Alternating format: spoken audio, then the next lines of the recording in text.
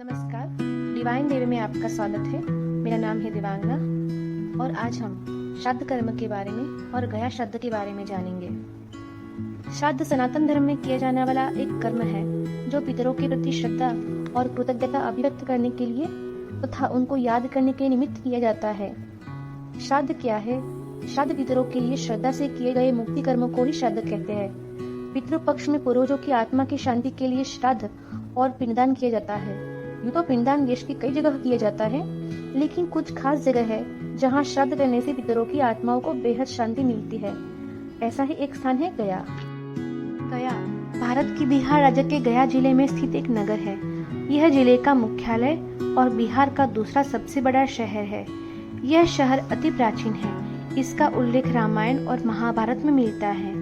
गया 3 ओर से छोटी व पथरीली पहाड़ियों से घिरा है, जिसका नाम है मंगला गौरी, श्रृंगनाथ, रामशिला और ब्रह्मयोगी। यह नगर के पूर्व में फाल्गु नदी बहती है। गया बिहार के महत्वपूर्ण तीर्थ स्थानों में से एक है। यहाँ का विष्णुपद मंदिर पर्यटकों के बीच लोकप्रिय है। इस तीर्थ भूमि को ज्ञान एवं मोक्ष की भूमि कहा जाता है। हर साल लाखों की संख्या में लोग अपने पितरों की मुक्ति और मोक्ष के लिए गया में पिंडदान करते हैं। भारत में मात्र गया ही एक ऐसा स्थान है जहाँ पूरे साल श्राद्ध किया जाता है। किंवदंतियों के अनुसार सीता माता ने अपने ससुर दशरथ राजा के लिए यहाँ पिंडदान किया था।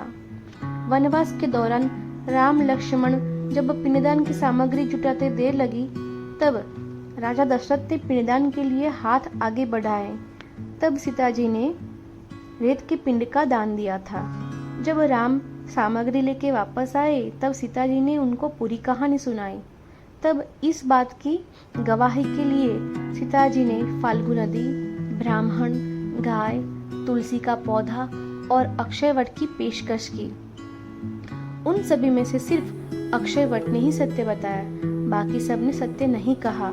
इस बात से क्रुद्ध होकर सीता जी ने उनमें से 4 को श्राप दिया। पहला श्राप गाय को दिया कि गाय का मुख पवित्र नहीं कहा जाएगा।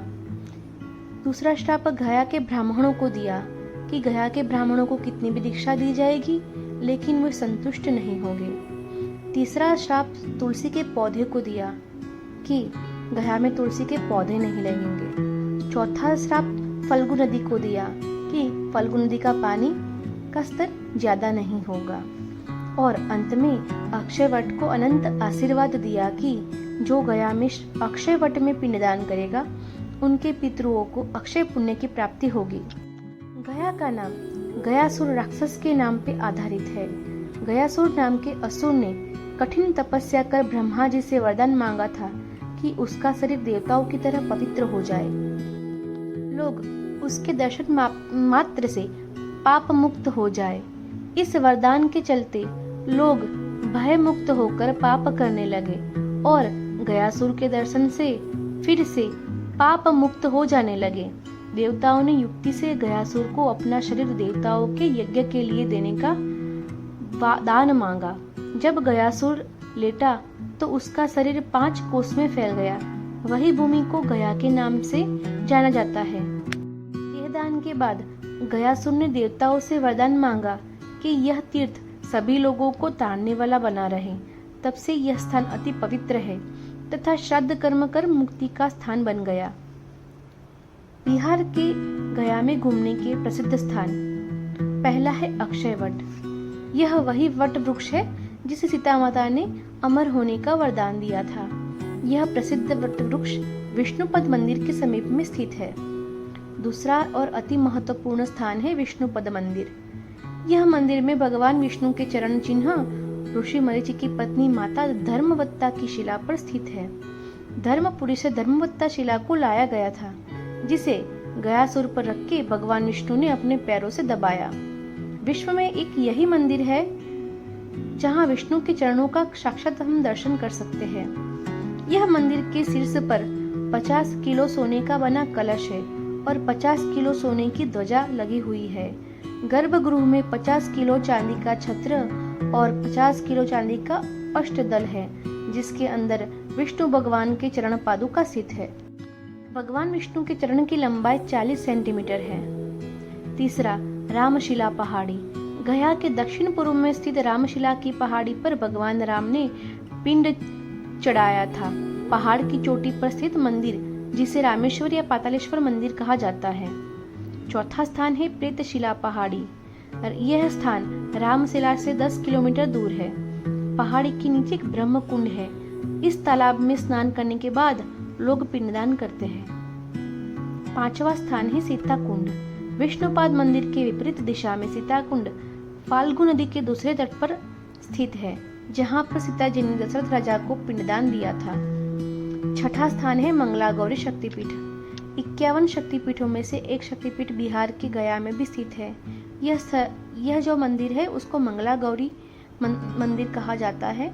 यह मंदिर मंगला गौरी पहाड़ी पर स्थित है। यह स्थान 51 शक्तिपीठों में तथा 18 तांत्रिक शक्तिपीठों में शामिल है। इसका स्थान कामाख्या पीठ की तरह ही बहुत अत्यंत गोपनीय है। गया में पिंडदान का विशेष महत्व है। गया में बहने वाली फल्गु नदी के जल का महत्व इतना ज्यादा है कि नदी में पांव पड़ने से उड़ने वाले पानी के छींटे मात्र से पूर्वजों की आत्मा मुक्त हो जाती है, परंतु सीता जी के श्राप के कारण नदी में पानी का स्तर सदा ही कम रहता है। महाभारत के वन पर्व में भीष्म पितामह तथा पांडवों द्वारा यहाँ पिंडदान किए जाने का उल्लेख है।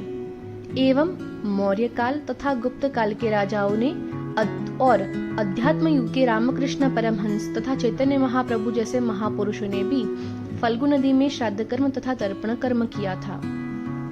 गरुड़ पुराण के अनुसार पितृ पक्ष के दिनों में समस्त ज्ञात अज्ञात पितृ अपने परिजनों और खासकर पुत्र आदि से अन्न की जल की आशा में फल्गु नदी के तट पर विराजमान होते हैं। श्रीमद् देवी भागवत के अनुसार पुत्र की पुत्रता 3 बाबतों से प्रकट होती है, सिद्ध होती है। पहली, जीते जी पुत्र पिता के वचन का पालन करे। दूसरा, मृत्यु हो जाने पर श्राद्ध में दान, वस्त्रदान, अन्नदान, गौदान करे।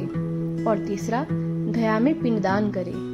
लोग दुनिया में कहीं पर भी श्राद्ध करते हैं, लेकिन संकल्प यही होता है कि गयायाम दत्तम क्षयमस्तु, अर्थात गया में दिया गया समझिए।